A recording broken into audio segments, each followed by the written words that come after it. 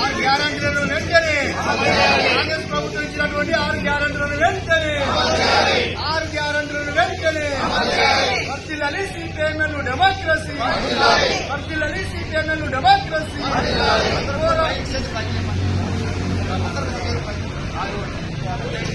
కాంగ్రెస్ ప్రభుత్వం ఎన్నికల ముందు ఇచ్చినటువంటి 6 గ్యారెంటీలు వాటిని వెంటనే అమలుకు పూనుకోవాలని చెప్పి సిపిఐఎంఎల్ న్యూ డెమోక్రసీ రాష్ట్ర కమిటీ ఆధ్వర్యంలో ఈరోజు చలో హైదరాబాద్ కార్యక్రమానికి పిలుపునివ్వడం జరిగింది.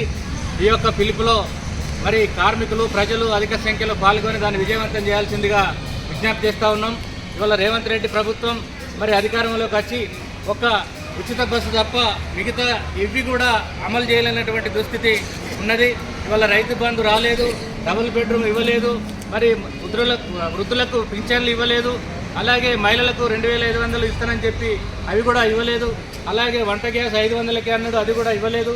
కాబట్టి ఇలాంటి ప్రధానమైనటువంటి డిమాండ్లను పరిష్కరించాలని చెప్పి డిమాండ్ చేసి ఇవాళ చలో హైదరాబాద్ కార్యక్రమానికి వెళ్తున్నాం.